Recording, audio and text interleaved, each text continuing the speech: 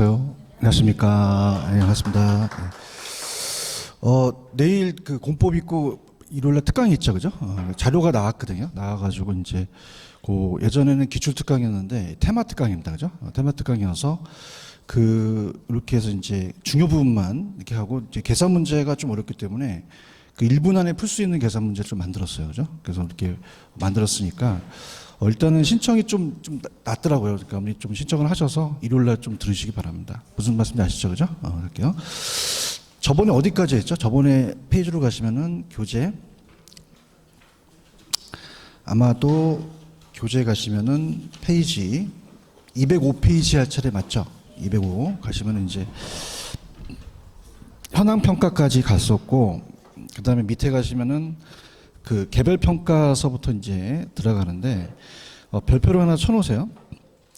여기가 이제 현황과 조건부 평가보다도 우리가 이제 시험에 나오는 게 개별 평가, 일괄, 구분, 그 다음에 부분이 나오는데 특히 여기서는 여러분들이 가장 중요한 게 거기 보시면은 개별 평가가 원칙이죠. 무슨 평가가 원칙이다? 개별 평가가 원칙이고 일괄, 구분, 부분이 있는데 가장 출제 빈도가 높은 거는 구분하고 부분이에요. 왜냐하면 구분하고 부분은 거의 어떻습니까? 글씨가 비슷하게 생겼죠, 그죠?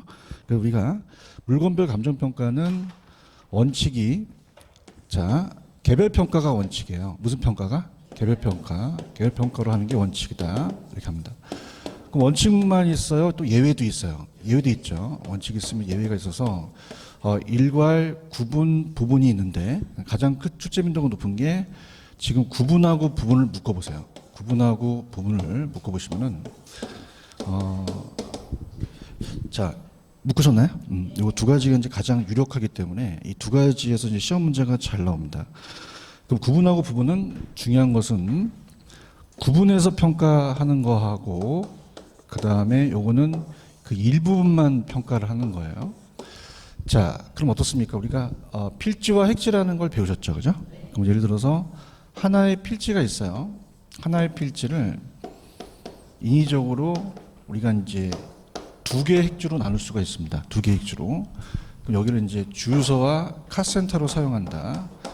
그럼 주유소와 이렇게 카센터로 사용하게 되면은 가격이 같아요? 달라요? 다르죠? 이 필지를 2핵지로 나눠서 할 수 있죠? 그럼 2핵지로 나눴으니까 그럽니까? 구분해서 갑니까?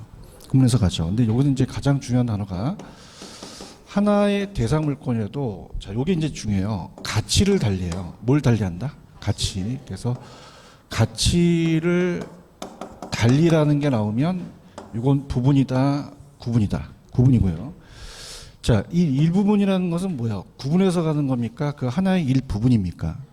구분한 게 아니죠, 그죠? 그래서 이건 이제 일부분만 보기 때문에 어떻습니까? 예를 들어서 수용시 보상평가를 해줘야 돼요. 그래서 어떻습니까? 이렇게 사거리가 있으면은 만약에 전체가 150평이에요. 그럼 150평에서 어때요? 요것만 도로로 편입시킬 수 있죠. 50평. 그러면 우리가 공시지가로 이제 보통 보상평가를 해주게 되면 전체 중에서 그냥입니까? 이 일부분입니까? 그럼 우리가 일체로 이용되는 부분에서 요거는 일부분이니까 이건 구분해서 가야 돼요. 그 하나의 부분이에요. 부분이죠. 그래서 가볼게요. 밑에 가시면 이제 개별평가, 감정평가는 대상 물건마다 개별로 할 수 있다, 하여야 한다. 하여야 한다는 것은 반드시 개별평가가 원칙이라는 얘기고, 밑에 가시면 구분하고 부분이 있나요? 이건 이제 가장 유력한데, 구분평가는 하나의 대상 물건이라도 그냥요, 가치를 달리해요. 우리가 이제 형광펜 같은 거 이제 드시면은 항상 제가 칠하는 데만 가치를 달리라는 부분이 있죠. 여기가 핵심 포인트예요. 그래서 여기다가 형광펜을 칠하고 이를 구분해서 감정평가하는 경우를 말한다. 그럼 하나의 필지가 여러 개 핵지된다는 거 아시겠죠? 그 다음에 주상복합 건물이라고 들어보셨죠? 그죠? 주상복합 건물은 복합 건물이라는 자체가 주상이라는 게 생략됐다면 한 건물에 주거용만 있어요? 상업용도 있어요? 같이 있죠, 그죠? 같이 있다 보면은 보통 1층은 상가죠, 그죠? 상가고 그 다음에 층수마다 같아요? 가격이 달라요? 그럼 구분해서 가겠죠, 그죠? 이렇게 가고 그 다음에 밑에 가시면은 부분 평가가 있어요. 그럼 부분은 일체로 이용되는 이 대상 물건의 그냥요 일부분이에요. 일부분에 대해서 감정평가해야 한다. 그럼 특수한 목적이나 합리적인 이유가 있는 경우는 그 부분에 대해서 감정평가하는 걸 말한다. 그럼 한 필의 토지의 일부분이라고 돼 있죠. 그럼 도시계획 시설에 저촉되어 수용될 저촉 부분에 대한 일부분은 우리가 부분평가다. 이렇게 가시고, 그 다음에 이제 일괄한다. 자, 일괄한다라는 자체는, 일괄평가라는 것은, 자, 우리가 필지 액지를 또 얘기한다면, 우리가 두 개의 필지가 있어요. 두 개의 필지가 있으면은, 가격이 비슷하다면 일액주로 묶을 수가 있죠. 그죠? 그래서 이제 만약에 가격이 100만 원이다. 뭐 101만 원이다. 그럼 하나로 묶어버리면은 대형 건물을 지어요. 그럼 이건 하나예요? 둘 이상이에요? 둘 이상의 물건이 일체로 거래될 때 어떻습니까? 두 개의 필지를 일액주로 묶을 수도 있죠. 그죠? 그럼 이 필지를 일액주로 묶으니까, 일액주로 묶어버렸으니까 무슨 평가다? 일괄이 되겠죠. 그죠? 그럼 우리가 복합부동산이라는 얘기 들어보셨죠? 그럼 복합부동산은 뭐와 뭐가 결합된 상태예요. 토지하고 건물.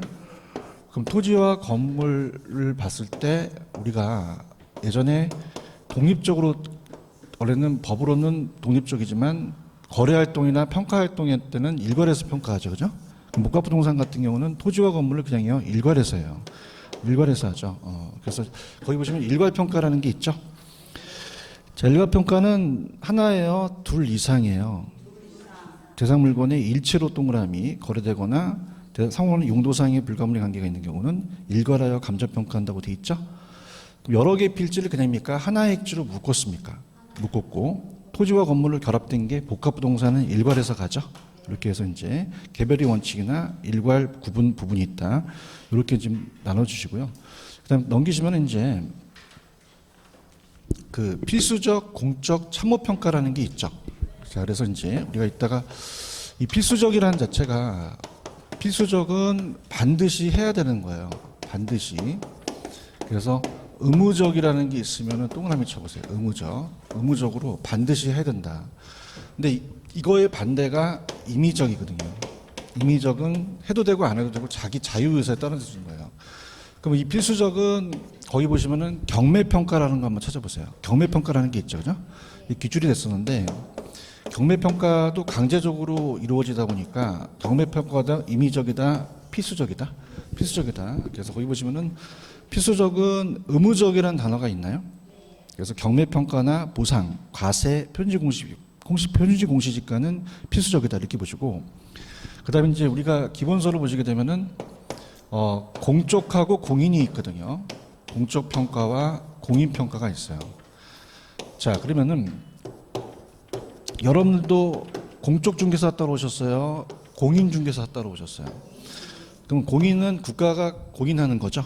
자격증을 부여받아서 이번에 합격하시면은 사무실을 내서 중개를 할 수 있죠. 마찬가지로 공인은 개인이 자격증을 따서 개인이 감정평가하면 공적이에요, 공인이에요. 근데 공적기관이 평가하면 공적평가죠. 그죠? 그래서 이제 공적평가는 어떤 게 있냐면, 공적기관이 가는데 개별공시지가라는 게 있어요. 거기 보시면은 개별공시지가, 개별주택가격이라는 게 있나요? 자, 이건 공무원들이 매기거든요. 누가 매긴다? 공무원들이 평가하는 것은 이건 공인이다, 공적이다, 공적 이렇게 잡으시고요. 그다음에 참모평가는 이건 꿀팁을 드리면, 감정평가 시험도 나왔기 때문에 올해 나올 가능성이 있는데, 만약에 한국감정원에 평가사가 고용됐죠. 그럼 개인 업무를 해야 돼요? 한국감정원 업무를 해야 돼요? 그럼 고용주나 고용기관의 업무를 수행해야겠죠. 이렇게 되는 거 참모평가다 이렇게 보시면 되고, 그 다음에 법정이라는 자체는, 자, 이건 필수적과 연결이 되는데, 법정은 따라해보세요. 법률의 규정. 그러면 법률에 규정됐기 때문에 무슨 평가다? 법정이에요. 그러면 그냥요 법에 나와 있어요. 그럼 반드시 해야 되죠. 그러면 임의적이 들어가겠어요? 필수적이 들어가겠어요? 그래서 법정 평가는 반드시 해야 되기 때문에, 두 번째 법률의 규정이라는 게 있죠. 그래서 보상평가나 표준지 공시평가가 되겠죠.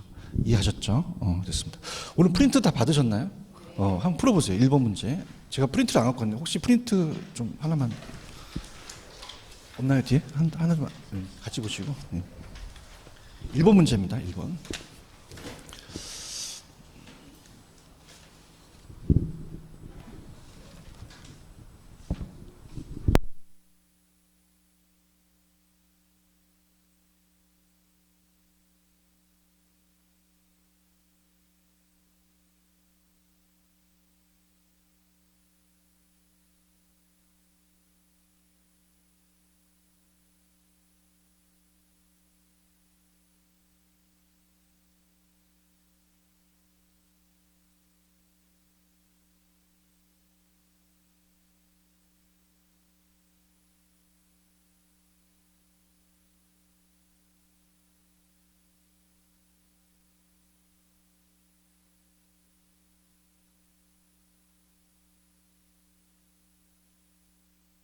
쉽게 냈어요. 정답은 몇 번이죠? 5번이죠, 그죠? 그러니까 이제 염라대 확실하게 제가 말씀드리면 시험 문제는 구분하고 부분이 나와요, 그죠? 얘네들 다른 건 안 내요. 왜냐면은 이게 정해졌기 때문에 구분이라는 거는 그냥요 가치를 달리해요. 부분은요 일부분이거든요. 그러면 자세히 보시면은 거기에 일체로 이용되는 일부분이라고 돼 있죠. 이건 구분이 아니라 부분이 되고 다른 걸 한번 보겠습니다. 조건부라는 걸 저번에 배우셨죠. 조건부는 부동산 가격 증감 요인이 되는 새로운 상황이 발생을 상정해서 그 조건이 성취되는 경우를 전제로 했잖아. 그럼 되게 쉬워. 그냥이야 조건이라는 게 들어갔고 소급은 기준점은 원래는 가격 조사가 완료한 날짜가 원칙인데 미리 정해질 수 있죠. 그러면 과거의 어느 시점을 기준점으로 본다면 무슨 평가다? 소급이고요. 좀 전에 일괄 기억하시죠? 일괄은 그냥입니까? 2개 이상입니까? 2개 이상의 물건이 일체로 거래돼서 상호간의 불가분리 관계는 무슨 평가할 수 있다? 일괄. 법정은 어디에 정해져 있어요? 법규에. 그죠? 그러면 이 공공용지 수용시 평가와 가세 평가는 반드시 해야겠죠. 그죠? 이렇게 해서 몇 번 정답? 5번이 정답이죠. 체크하셨죠? 이렇게 잡으시고 그다음에 이제 207페이지로 갈게요. 207페이지로 가시면 207페이지 갑니다. 그래서 이제 오전에 강의를 들으신 분들은 이제 조금 어떨까 분위기 굉장히 괜찮아요, 그죠? 괜찮은데 조금 이렇게 좀 수업을 좀 빠지시는 분들이 좀 있어서 좀 안타깝습니다. 안타깝고 내일은 공법이 특강이죠. 공법을 좀 반드시 또 들으시기 바랍니다. 그래서 저는 뭐 제 강의만 이렇게 추천하는 게 아니라 타 강사도 제가 홍보를 해요. 저 그런 놈이에요, 그죠? 하여튼 뭐 일요일날 그래서 뭐 인원이 몇 명 올지는 모르겠어요. 근데 하여튼 뭐 인원이 적더라도 진행을 할 겁니다. 할 거니까 우리 꼭 참여하시고. 자, 207페이지 지금 보고 계시죠, 그죠? 자, 그래서 우리가 이 가치와 가격이 같다, 다르다, 달라. 그냥이야 일단은 글씨가 틀려. 영어도 틀리지. 그죠? 다르다는 거예요. 그럼 가격과 가치를 달라서 가치가 있고 가격이 있다는 거예요. 찾았습니까? 우리가 부동산은 자, 이 칠판주의 같은 경우는 한 번 쓰면 그냥요 이게 없어져요. 그럼 이건 어떻게 돼요? 비내구재적. 그럼 지금 이 가치가 1,000원이면 가격이 1,000원이잖아요, 그죠? 그럼 얘는 장래가 있어요, 장래가 없어요? 없죠. 아까 분위기가 안 좋은데 빵집 가갖고 나 진짜 요새는 대화를 좀 하려 그래, 그죠? 그게 좀 중요한 것 같아. 나만 나가면 어떻게 해, 그지? 남은 딱 보면 그냥 막 긴장하는 거야. 쟤는 씨 뭐 이상한 것만 가르치고 그러는데 빵, 파리바게트, 빵은 이제 아줌마한테 5,000원짜리 빵을 사려고 이제 가격을 봤어. 근데 이 아줌마가 빵을 딱 고르니까 빵을 볼 줄 안다는 거야. 왜냐니까 이게 3년 있다가 한 2만 원 오를 것 같아. 미쳤어, 그죠? 그럼 빵이라는 건 그냥입니까? 장래가 없습니까? 근데 토지는 장래가 없어 있어요. 있죠. 그럼 토지는 장래가 있기 때문에 지금 그냥입니까? 가치가 있습니까? 그럼 장래이익이 있다는 얘기예요. 이게 가야 되는데? 분위기 좋다. 그럼 빵이라는 자체는 그냥 가치가 있어. 그럼 그 빵은 없는데 얘 토지 있지. 토지를 왜 사는 거야? 장래 가치가 있다는 거예요. 그죠? 우리가 여기에 이제 만약에 뭐 용인 땅 같은 경우는 이제 뭐 하이닉스 반도체가 들어선다든가 이 땅에 아니면 우리가 어떻습니까? 이 땅이 3년 있다가 여기에 전철이 뚫린다든가 신도시가 들어서게 되면 이 가치가 올라간다는 얘기예요. 맞나요? 우리는 부동산은 가치와 가격이 다를 수밖에 없다는 거죠. 그래서 가치와 가격이 같다, 다르다. 글씨도 다르다. 자, 그러면 이제 가는데 감정평가. 그럼 우리가 감정평가라는 것은 자 평가사가 토지만 매겨요? 건물도 매겨요? 그러면 토지 등의 가치를 판정하죠. 가치를 판정해서 뭘 매기죠? 가격으로 매기는 거죠. 가격. 그럼 칠판지게가 가격이 1,000원이라면 가치가 있으면 가격도 올라가겠죠. 그런가요? 그래서 이제 그 비례관계입니다. 그러면은 가격에 대한 전문가는 공인중개사예요. 무슨 말이냐? 여러분이 중개를 하시면서 이 의뢰인한테 의뢰를 하면서 이제 매도와 매수자한테 거래를 하게 되면 중개 수수료를 받잖아요.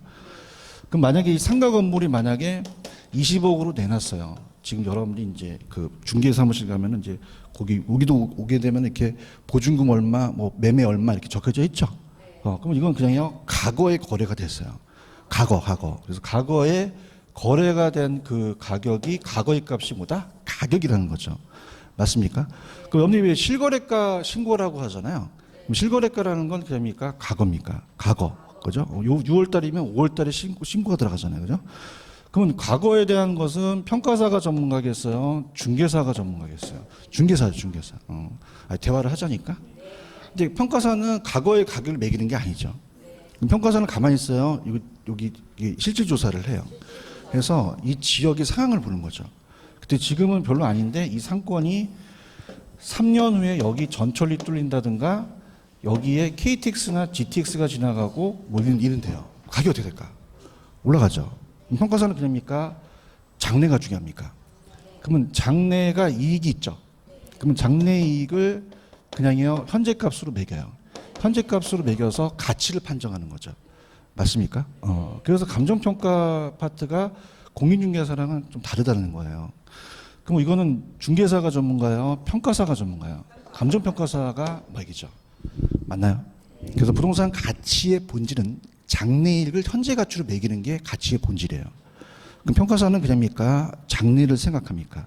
그러니까 미래에 대한 편익에 대해서 현재 가치를 매기는 거죠. 맞습니까? 그럼 우리가 가치는 무슨 값이고 가격은 과거의 값이죠. 그러면 가치로 가격을 매겼으니까 하나로 표시를 했죠. 그러면 이거는 주어진 시점에서 그냥입니까? 가격은 하나입니까?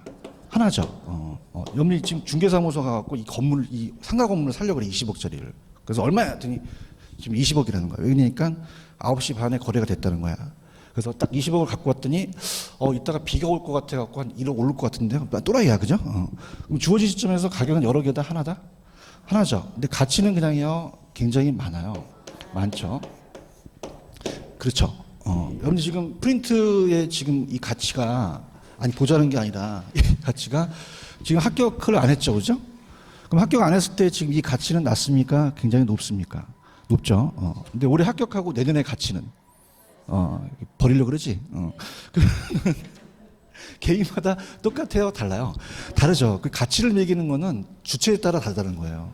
그럼 객관적이겠어요? 주관적이겠어요? 주관적이죠. 그런가요? 근데 가격은 하나로 매겼죠. 그래서 객관적으로 매긴 거고, 그러면 가치라는 것은 굉장히 주관적이니까 구체적이에요? 좀 추상적이에요? 추상적이라는 말을 쓰고요. 가격은 어떻습니까? 굉장히 구체적이죠? 이런 것도 이따가 나올 거예요. 무슨 말 아시겠어요? 갈게요. 그러면은 천천히 갈게요. 그럼 여러분들이 매기는 거는, 중개사들이 매기는 건 가치예요? 가격이에요? 가격. 현실 시장에서의 매수인과 매도인 실제 지불된 금액을 여러분들이 거래 가격으로 신고하시는 거죠. 그러면 가격은 대상 부동산의 무슨 값이다? 과거의 값이 되고요. 기준 시점에서 하나밖에 없죠. 근데 평가사는 뭘 매기는 거죠? 가치를 매기는 거예요, 가치를. 맞습니까? 가치는 합리적인 시장을 가정을 해서 평가사가 봤을 때는, 그럼 여기 상가 건물에 3년 있다가 전철이 뚫릴 것이다. 그럼 현재 가치가 어떻게 돼요? 올라가죠. 그래서 장래 기대는 편중 현재 가치로 환원하는 값이에요. 그럼 가치는 대상 부동산의 무슨 값이다? 현재의 값이고. 그러면 기준 시점에서 가격은 하나나, 기준 시점 뭐죠? 감정평가를 기준이 되는 날짜죠. 평가는. 그럼 거기서 하나지만 가치는 하나다, 무수히 많다. 그럼 가치가 다원적으로 개념으로 따진다는 얘기죠. 이해하셨습니까? 그럼 거기 보시면 이제 가격의 기초에는 가치가 있다. 천천히 볼게요. 만약에 이 칠판 주개가 1,000원의 가치가 있으면 1,000원의 가격이 매겨지는 거죠. 그래서 이거는 어떻습니까? 그렇다면 천천히 가는데 가격의 기초에는 뭐가 있다고요? 가치. 따라서 가격은 뭐에 의해서 결정돼요? 가치에서 결정이 되죠. 주관적 추상적 개념이 가치죠. 그럼 화폐를 매개로 객관적 구체적 매긴 것은 뭐죠? 가격. 그럼 가격은 가치의 화폐적 표현이죠. 그런가요? 그 다음에 다른 요건이 일정할 때 화폐 가치가 상승한다는 얘기가 있나요? 찾았습니까? 이건 여러분들 이제 조금 제가 좀 비껴나가는데 이 개론을 알아야 우리 부동산에 대한 그런 재테크를 잘하세요. 인플레이션 아시죠? 그럼 우리가 만약에 인플레이션이 심해요. 그럼 물가가 그냥입니까? 상승합니까? 상승해요. 그럼 화폐 가치는 어떻게 되죠? 떨어지죠. 그런가요? 그럼 화폐 가치가 떨어진다는 자체는 사람들은 화폐 가지려고 그래요? 실물 가지려고 그래요? 실물 가지려고 하죠. 그런가요? 그러면 화폐를 가지려고 합니까? 부동산을 사려고 합니까? 그럼 부동산을 들이대죠. 그럼 부동산 가격이 어떻게 될까요? 올라가 버리는 거죠. 맞습니까? 그럼 화폐 가치와 부동산의 가격은 같다, 반대다? 반대로 움직인다는 얘기예요. 이해하셨습니까? 그래서 조금 여러분들이 빗나갈 수 있지만 화폐 개혁을 한다는 얘기를 하죠. 기억하십니까? 그럼 화폐 개혁이 여러분들 이제 그 커피숍 같은 데 가시면 왜 아메리카노 뭐 5.0 뭐 이런 거 보셨어요? 이게 벌써 화폐 개혁을 지금 하고 있어요, 얘네들이요. 그죠? 왜냐면 이 5천 원이나 몇 조 원이 힘들기 때문에 그냥 5원으로 만든 거거든요. 맞습니까? 그럼 어떤 일이 벌어지냐면 지금 단가가 낮은 것은 그냥입니까? 가격을 잘 올립니까? 올려서 그걸 맞춰버리거든요. 그러면 화폐 개혁을 하게 되면 그냥입니까? 물가가 상승합니까? 화폐 가치는요? 그러면 실물 가격이. 그래서 부동산을 그렇게 가지려고 하는 거예요. 지금, 그죠? 근데 화폐 개혁을 되기는 좀 아직 어렵죠? 이해하셨습니까? 그럼 화폐 가치와 부동산 가격은 어떻다? 반대다 가져가셔야 돼요. 아시겠습니까? 그럼 아까 한번 보시게 되면은 화폐 가치가 만약에 상승하면 부동산 가격은 어떻게 된다? 하락하겠죠. 반대니까. 이해 가야 되는데 가치가 상승하면 가격도 상승하죠. 찾았습니까? 그러니까 무슨 말이냐? 지금 만약에 이 토지가 지금은 아무 개발이 안 됐지만 3년 후에 개발이 될 것 같아요. 그럼 지금 가치가 어떻게 돼요? 올라가죠. 그죠? 그럼 가치가 높으면 가격도 오르죠. 그런가요? 근데 가격이 오른다고 해서 장래 가치가 올라가는 것은 아니라는 거예요. 거꾸로 가면 안 된다는 거예요. 아직 안 나왔어. 그러면 가치가 상승하면 가격도 상승하나 가격이 상승해서 가치가 상승하는 것은 아니라는 얘기죠. 이해하셨습니까? 그래서 이제 모의고사를 이제 지금 계속 보고 있는 걸 점수를 봤더니 그 점수가 그대로예요. 그죠? 그래서 이제 뭐 특강을 제가 홍보하는 건 아니라 특강 자체를 약간 좀 점수를 올릴 수 있는 부분을 좀 만들어줘요. 무슨 얘기인지 아시죠? 그죠? 그러니까 지금 제가 봤을 때는 거기서 거기야. 자기 머릿속에. 그죠? 그래서 맨날 틀린 거 틀리고 또 틀리고 또 내 말 틀려? 그래서 이번 특강을 아마 효과가 있을 거야. 그죠? 특강은 자기네들이 이제 틀린다는 부분을 갖다가 내가 핵심을 찌르거든요. 그죠? 이렇게 보시는데 그렇게 보고. 그다음에 4번에 몇 쳐 보세요. 자, 우리 부동산은 가격과 가치가 같아요? 달라요? 그럼 단기적으로는 다르죠? 일치하지 않을 수도 있어요. 그러면 우리가 가치가 굉장히 높고요. 가격이 굉장히 싸게 나오는 건 메리트가 있죠. 어떤 거겠어요? 경매 물건 아시죠? 그냥입니까? 가격이 쌉니까? 그러면 그냥이야 들이대. 그럼 많이 사죠. 아니다 어렵지 않아 대화를 하자. 상태를 딱 보고 가는 거야. 그죠? 공인중개사 굉장히 어려워. 평가사는 딱 수준이 그 수준이니까 그냥 내가 안 보고 가 이렇게 해도 되는데 이 상태를 봐야 돼. 그냥이야 들이대. 그럼 가격이 어떻게 될까? 올라가요. 맞습니까? 그럼 가격이 조정이 되죠. 그러면서 그냥이야 나중에 갖게 돼요. 갖게 되죠. 그럼 가격과 가치가 일치한다는 얘기예요. 맞습니까? 그럼 단계는 일치한다, 일치하지 않을 수도 있다. 이따 기출문제 이따 풀어보면 괴리된단 말을 쓰거든요. 근데 장기에 가서는 그냥이다, 일치한다, 일치한다로 보셔야 돼요. 아시겠습니까? 그래서 우리가 단기는 일치하지 않을 수도 있지만 그러나 장기적으로 지금 여러분 봐봐. 아까 들이댔지. 들이대면은 가치가 올라, 가격이 올라. 가격이 오르죠. 그럼 가격이 가치로 지향을 하게 된다는 거죠. 그럼 나중에는 일치된다는 얘기예요. 이해하셨나? 빨리 씻기 전에 2번 문제 빨리 보세요. 2번 문제. 다 까먹겠다. 큰일 났다.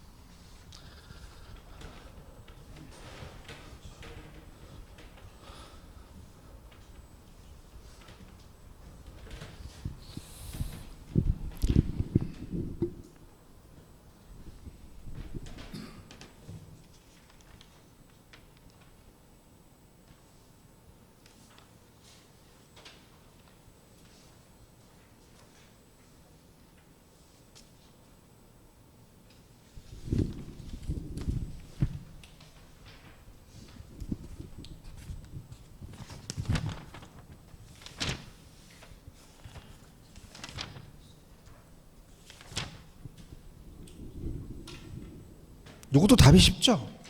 몇 번이 정답이에요? 3번. 단기적으로는 일치하지 않을 수도 있고 장기적으로는 일치하죠. 그러면 단기는 계리됐다고 하셔야 되죠. 바뀌어야 되는 거죠. 자, 기출이기 때문에 보겠습니다. 가치는 주관적, 추산적 개념 맞죠? 가격은 가치가 시장을 통해서 화폐 단위로 구현된 객관적 구체적이고, 가치가 상승하면 가격도 어떻게 돼요? 상승하고, 가치가 하락하면 가격도 하락한다. 자, 4번. 부동산 가치는 평가 목적에 따라 일정 시점에서 여러 가지 존재하죠. 부동산 가격이 지불된 금액이 일정 시점에 하나죠. 자, 봐봐. 평가사가 매기는 거는 가격이에요, 가치예요. 그래서 5번이 가치의 본질이에요. 그럼 평가사는 가만히 있어야 돼요, 장래를 봐야 돼요. 그럼 실질 조사를 해서 예측을 해야겠죠. 장래를 예측해서 예측의 원칙을 따진 다음에, 유무용이라는 건 뭐냐면, 우리가 이제 만약에 그 상가 같은 경우는 그냥입니까? 임대료가 나옵니까? 그 금정적인 게 있거든요. 그죠? 그래서 그걸 판단할 수 있지만, 주거용 같은 경우는 그냥요, 좀 쾌적성이 중요해요. 그럼 주위에 공원이 생기게 되면 가치가 어떻게 됩니까? 올라가니까 보이지 않는, 그 금정적이 아닌 무용으로 따질 수도 있다는 얘기예요. 그래서 그걸 가지고 어떻게 됩니까? 현재 가치로 매기는, 환원하는 값이 가치며, 그거를 매기는 사람은 중개사가 아니라 감정평가사라는 얘기예요. 아시겠습니까? 그래서 이렇게 해서 정답은 몇 번? 3번이 정답이죠. 그 다음에 자, 밑에 가시면은 207페이지 가시면 부동산 가치의 종류라는 게 있죠. 그러면 자, 이렇게 합니다. 가치는 하나요? 굉장히 많아요. 많죠. 그럼 가치는 자기가, 부동산이 자기가 가치를 부여하는 게 아니라 주체별로 부여해 주는 거죠. 그러면 시장 가치, 자, 그러면 가치가 많다면 그냥요, 원칙을 지켜야 돼요. 그럼 어떤 가치가 원칙인지를 봐야 된다는 거죠. 이게 시장 가치입니다. 무슨 가치? 그러니까 평가사는 항상 시장 가치를 원칙으로 매기라는 얘기죠. 그럼 시장 가치라는 건 뭐냐면, 여러분 생각해 보세요. 그러면 우리가 지금 가치가 많이 이렇게 나와 있는데, 그죠? 이 거래가 한 사람에 대한 한정된 시장입니까? 좀 다수의 거래대랍니까? 그러면 통상적인 시장이라는 얘기예요. 맞습니까? 그 다음에 급매물관 같은 경우는 그냥요, 좀 싸게 나와요. 그럼 정상적인 시장 가치가 아니죠. 그럼 충분한 기간이 있어야 되며, 그 다음에 우리가 그 시장을 그냥입니까? 정통하게 알아야 됩니까? 알아야 되고, 강요해야 돼요? 좀 자발적이어야 돼요. 성립될 가능성이 높다고 인정하거든요. 그래서 시장 가치는 이제 뭐가 나왔었냐면, 첫 번째, 자, 소수여야 돼요? 다수여야 돼요? 그럼 한정된 게 아니라 통상적인 시장이라는 거죠. 그래서 우리가 한정된 시장이다, 그러면 된다, 안 된다? 안 돼요. 그럼 거기 밑에 굵은 글씨, 통상적인 시장이라는 게 있나? 야간 패치래, 빨리. 자, 무슨 시장? 통상적인 시장. 그래서 어떻죠? 그냥 그 몇몇 사람이 거래된 거는 시장 가치라고 볼 수 없죠. 그러면 소수여야 돼요? 다수. 한 뭐 여러 명이 합리적인 그 생각을 가진 사람들이 된 거죠. 이해하셨죠? 그죠? 아직 넘기지 마세요. 아직 넘기지 마시고, 207페이지 가시면, 왜 이렇게 성격이 급하세요? 그죠? 아직 안 갔어요. 그죠? 그 밑에 가시면 충분한 기간이라는 게 있나? 그러면 그냥 돼요. 충분한 기간이 있어야 돼요. 너무 짧거나 길면 안 되겠죠. 그죠? 이제 넘기세요. 넘기시면은 정통한 당사자라는 게 있어요. 정통한 당사자라는 건 뭐냐면, 정통한 당사자다라고 하는 것은 전문적인 당사자를 요구하는 건 아니에요. 자, 무슨 말이냐?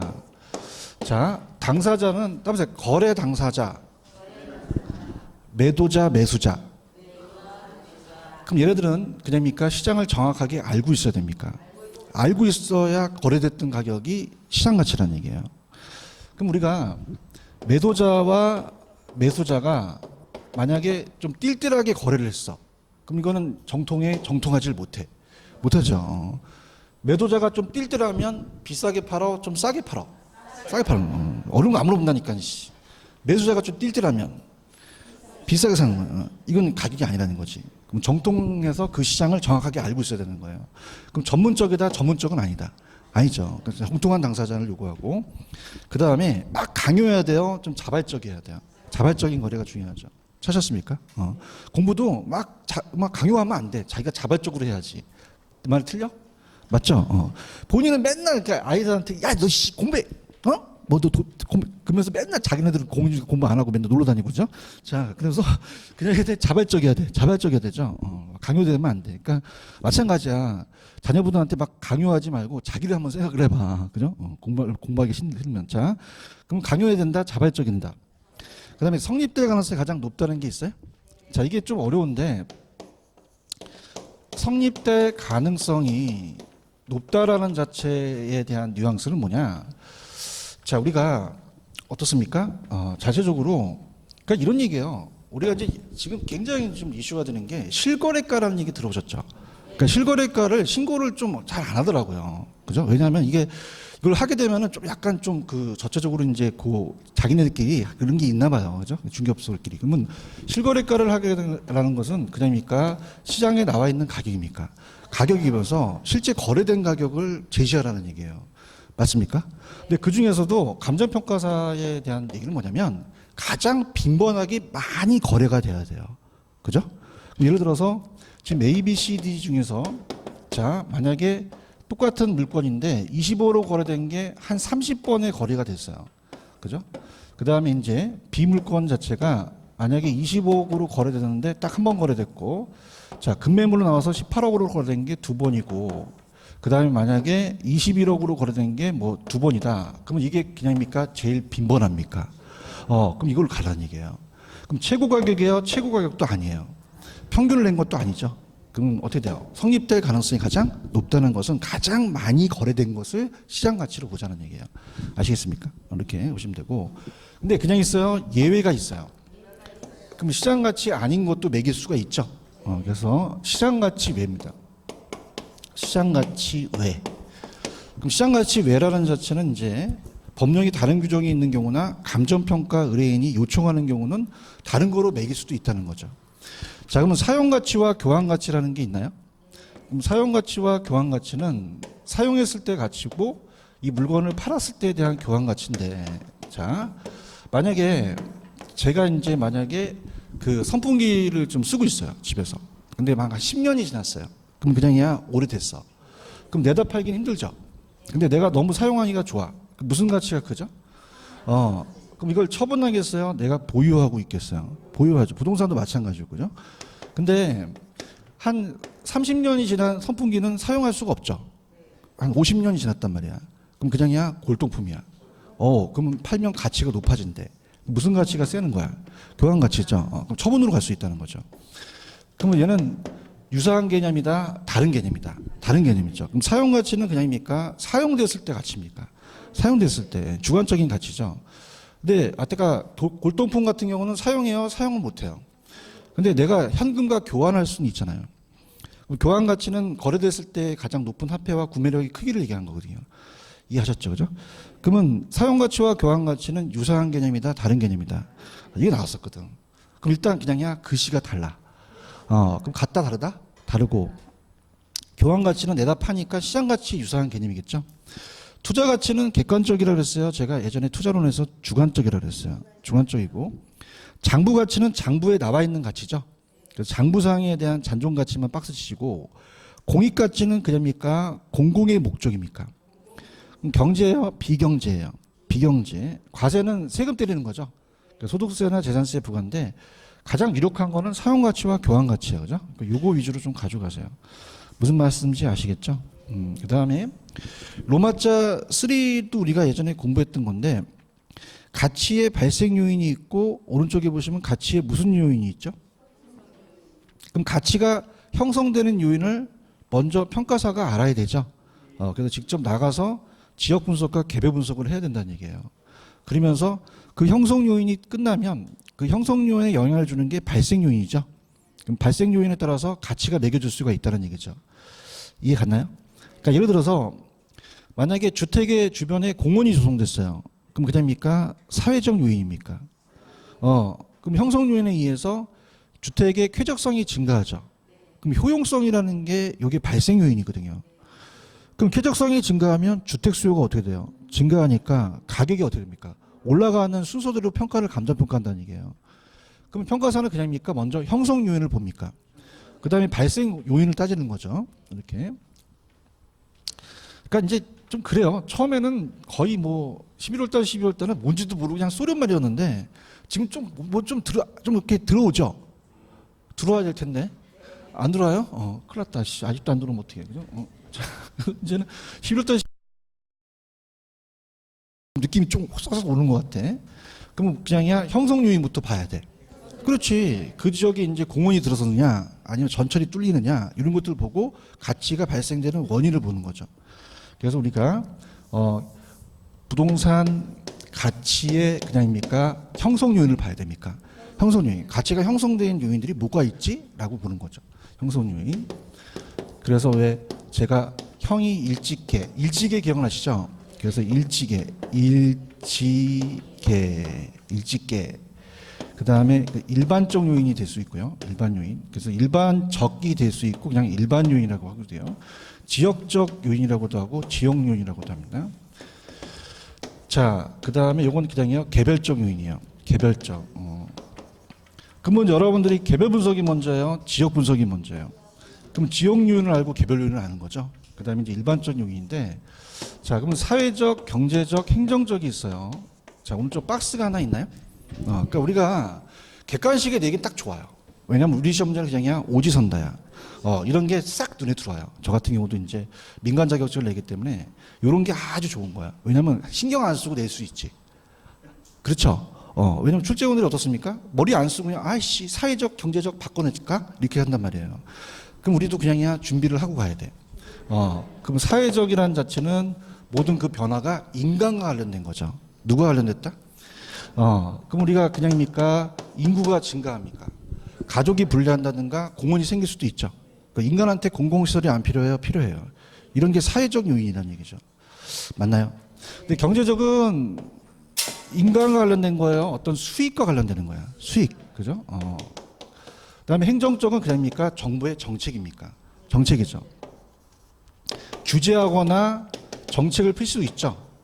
자, 그럼 우리가 사회적이라는 얘기는 그냥이야 인간과 관련된 거야. 그럼 인구가 늘어나면 인간 관련되잖아, 그지? 그 다음에 가족이라든지 가구 분리, 공공시설이 있어요? 인간한테 공공시설이 안 필요해요? 필요해요. 그럼 공공시설도 사회적인 요인이에요. 인간과 관련되니까.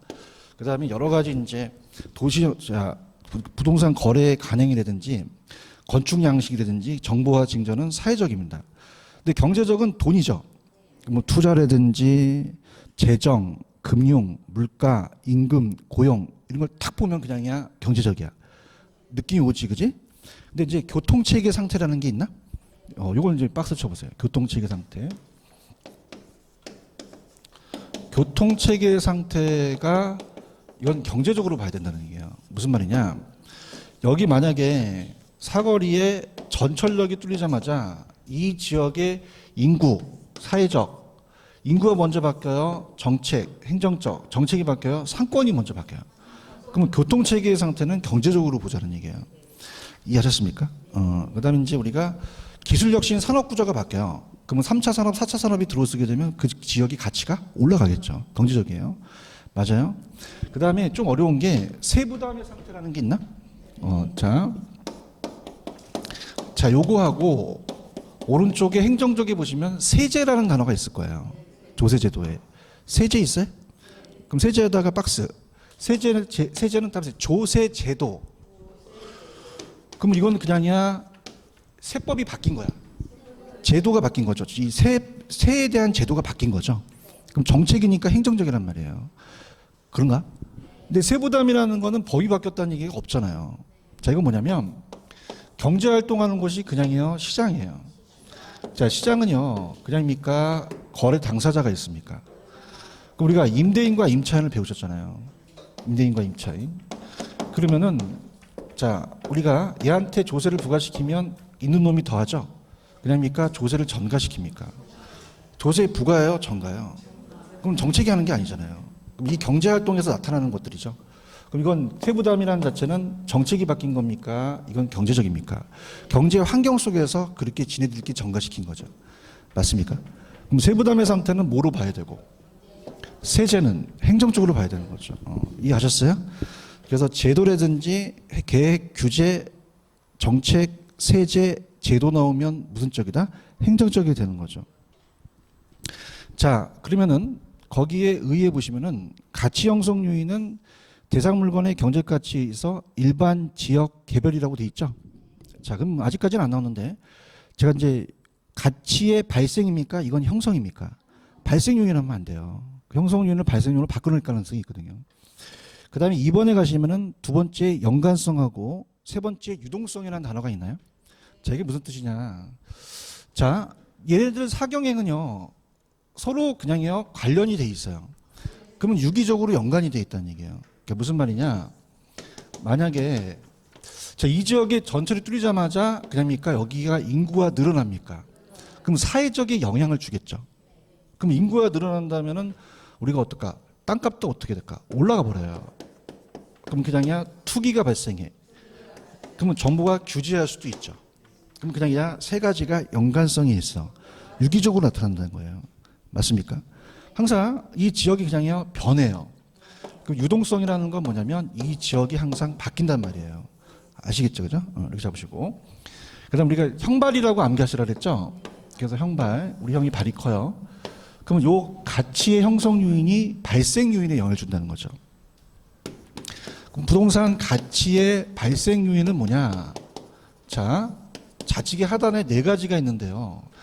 우리 시장은 완전 경쟁이에요, 불안전 경쟁이에요. 그러면 균형 가격이 성립하기가 어렵죠. 그래서 우리가 다 틀리고, 그래서 합리적 시장이 안 되니까 감정평가사가 필요해요. 그래서 네 가지의 발생 요인이 있거든요. 그죠?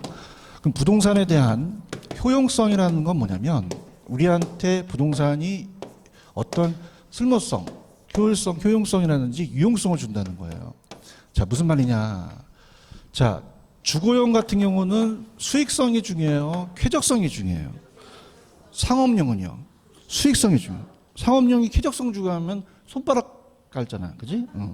그럼 이거는 이거는 편리성이에요. 그죠? 그러니까 편리성이나 생산성, 수익성이 유한테 효용을 주는 효용성이라는 얘기죠. 그 만약 여기 전철이 뚫리게 되면 이 주거용이 편리성이 증가하죠. 그럼 효용성이 늘어나요. 편리성이 증가하면 부동산 사겠다는 수요도요, 증가하죠. 그럼 가격이요, 올라가죠. 그럼 부동산 가치를 상승시키게 하는 발생 원인이 된다는 거죠. 맞습니까? 근데 자, 좌측에 보시면은 제가 자, 이게 하나만 있어야 돼요, 상호 결합이 돼야 돼요. 결합이 돼야 되고, 그다음에 이제 요거를 이제 아까 일지계라는 건 형성 요인이었죠. 그러니까 지역적과 개별적을 말씀 안 드렸는데 자, 이렇게 참 재밌게 한번 가볼게요. 자, 일반적 요인이라는 것은 전 국토관에 전반적인 영향을 줘요. 자, 그럼 어떨까? 그냥입니까? 인구가 증가할 수도 있습니까? 근데 평가사가 지가 나가서 직접 조사하는 거예요, 통계 자료예요. 그러니까 일반적인 다리는 어떤 전체적인 그런 통계 자료라든지 이런 걸 보는 거고, 지역적은 그냥입니까? 실질 조사를 해야 됩니까? 그 다음에 개별적인 요인을 보는 거죠. 맞습니까? 그럼 아까 교통 체계가 안 중요하다, 중요하다? 중요해요. 그죠? 약간 좀 재테크 강의를 하는데 요즘은 교통이 굉장히 그 부동산과 영향을 줍니다. SRT역이라고 아세요? 그럼 SRT역의 중간에 경기도에 동탄이라는 데가 있거든요. 그러면 동탄역에 부동산이 아파트가 근처에 있으면 그냥입니까? 가치가 올라갑니까? 그 가치가 동탄역과의 거리에 따라서 몇 억이 차이가 나요. 맞나? 그럼 내가 이 동탄역과 가까이 있냐를 봐야 돼, 그냥 내 지역 종류를 봐야 돼. 봐야 되는 거죠. 얘기 좀 해봐요. 그러면 어떻게 된다? 일단 SRT라는 자체는 교통체계죠. 그럼 일반적 요인이 나한테 지역에 영향을 줄 수 있다는 거죠. 그럼 그 A 지역에 봤을 때 내가 동탄역을 지나가는 근처에 있느냐 없느냐에 따라서 가격이 틀려지는 거죠. 그럼 내가 바로 그 옆에 아파트에 있어요. 그냥이야 개별적인 요인이야. 그렇죠. 그럼 개별적 요인이 지역적 요인을 영향을 받을 수 있다는 거죠. 이해 가야 되는데. 그 다음에 우리가 그냥이야 정책도 중요해. 그래서 투기 가열지구로 지정을 한 거야. 그럼 나는 항상 내가 투자하면 투기 가열지구로 묶여. 그냥이야 나 묶였어. 묶이게 되면 난 묶였지, 그지? 그럼 내 부동산에 영향을 줄 수 있다는 거죠. 이해하셨습니까? 그래서 일반적과 지역적과 개별적이라는 얘기예요. 맞나요? 그럼 일반적이라는 자체는 그냥입니까? 부동산 전반의 모든 겁니까? 전국적 차원이죠. 체크하셨어요? 근데 그것이 그냥이야 나 지역에 영향을 줘. SRT가 전국에 뚫린다고 해서 우리 지역에 뚫리냐 안 뚫리냐는 건 모르잖아. 얘기 좀 해봐요. 투기가열지구가 내가 한 지역인지 아닌지를 봐야 될 거 아니야. 그럼 그냥이야 지역적 요인을 봐야 돼. 그렇죠. 그러면 어떤 지역이 다른 지역과 구별되는 지역 특성을 봐야 되는 거죠. 그런가? 그럼 그 지역에 내가 부동산 가치가 속해 있으면 내 부동산이 그 지역에 속해 있으면 그 지역이 나한테 영향을 주겠죠. 그럼 그럽니까? 개별 요인을 봅니까? 그럼 내 부동산이 특수한 상태나 그 조건 갖고 따져서 내 대상 부동산을 평가한다는 거죠. 이해하셨죠? 그 다음에 아까 제가 이 발생 요인은 하나만 있어야 돼요? 상호 결합이 돼야 돼요? 그럼 효용성만 있어야 돼요? 상대적 희소성도 있어야 돼요? 희소도 있어야 돼요. 상대적 희소라는 건 부동산이 상대적 희소라는 것은 자 토지는 공급이 부중성을 배우셨죠? 그럼 부중성에서 그냥입니까? 희소성이 있습니까? 그럼 절대적 희소예요? 상대적 희소예요? 토지가 수요에 비해서 공급이 부족하죠? 그럼 공급이 부족하니까 그냥요 가격이 올라가요. 가격이 올라가는 가치 발생 요인이 된다는 거죠. 그럼 하나만 있어야 된다? 상호 결합이 돼야 된다. 여러분 우리가 지금 마시고 계시는 이 공기는 유용성이 없어요? 유용성이 있어요? 유용성이 없다는 분은 제가 얼굴에 랩을 씌웁니다. 이렇게. 그래서 막 숨 못 쉬게 해요. 그래서 제가 유용성이 있으니까 있어요. 풀어주세요. 그러는 거야. 그러면 유용성이 있는데 토지는 공기는 그냥입니까? 상대적 희소성은 없습니까? 존재량이 적어요? 많아요? 그럼 수요에 비해서 부족하지 않죠? 그럼 여러분 지금 공기를 마시는데 돈을 내고 있습니까? 나한테 1,000원씩 줘. 아니잖아요. 그죠? 그러면 얘네들은 상대적 희소성이 없어요. 맞습니까? 근데 그냥요 토지는 상대적 희소성이 있어요. 그렇기 때문에 가치 발생 요인이 생긴다는 거죠. 그 다음에 유효 수요라는 게 있죠. 살 의사만 있어야 돼요. 살 능력이 있어야 돼요. 그래야지만 가치가 발생하죠. 그 다음에 이제 여기까지가 이제 경제적인 요인이라면 법률적으로 부동산을 물리적 실체를 옮깁니까? 소유권을 넘깁니까? 권리가 이전돼야 되죠. 그래서 권리의 이전성까지 있어야 된다는 거죠. 권리의 이전성. 그래서 우리가 이 효상 유의로 이 네 가지가 발생 요인이에요. 자, 그럼 우리가 효율성이에요, 효용성이에요. 효율성은 형평성의 반대죠. 이용을 잘하자는 게 아니라 좌측에 보시면 효용성이 있어요. 이거는 인간의 욕구를 만족시키는 재화의 능력이에요. 그럼 우리가 효용, 유용성은 주거지는 무슨 성? 상업지는, 공업지는. 그러면 유용성만 있어야 돼요. 상대적 희소성도 있어야 돼요. 공급이 수요에 상대적으로 충분하지 못하기 때문에 가치가 발생하죠. 유효수요는 구매 의사만 있어야 됩니까? 구매 능력이 있어야 됩니까? 이전은 권리 이전까지 봐야 되죠. 상호 결합이 된다는 거죠. 그 다음에 오른쪽 가시면은 발령이에요, 형발이에요. 무슨 요인이 무슨 요인이에요? 형성 요인이 발생 요인이에요. 발생이 형성에 영향을 주진 않죠. 자, 주거형 편리성이 증가했다고 해서 전철이 뚫리는 건 아니죠. 그래서 따라서 형발. 우리 형이 발이 커요. 그죠? 그러면 누가 발이 커요? 형이. 그러면 형성 요인이 발생 요인이에요. 근데 아직까지 안 나왔지만 형성 요인은 그냥입니까? 일찍입니까? 그러면 발이 일찍 깨요? 우리 형이 일찍 깨요? 따봐. 형이 일찍 깨. 일찍에. 일찍에는 발생 요인이 아니라 형성 요인에 들어간다는 거죠. 아시겠죠? 그죠? 근데 이제 아직까지는 형성과 발생을 바꿔놓진 않았어요. 그럼 우리가 빨리 3번 문제 풀어보세요. 3번 스타트.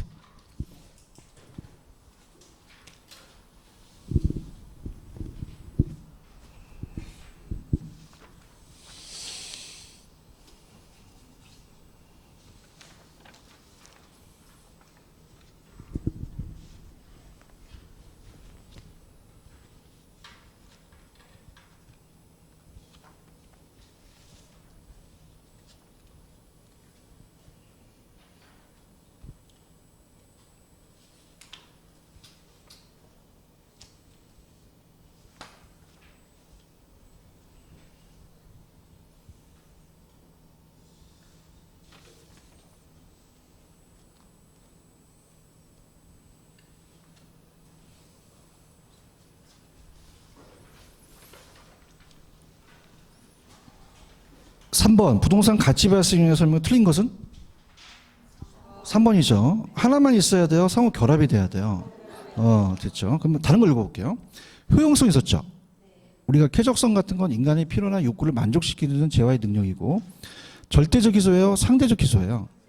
인간의 욕망에 비해 욕망이 충족, 질적, 양적으로 한정되어 있기 때문에 부족하니까 희소성이 생기고, 가치 발생 요인은 세 가지가 있죠.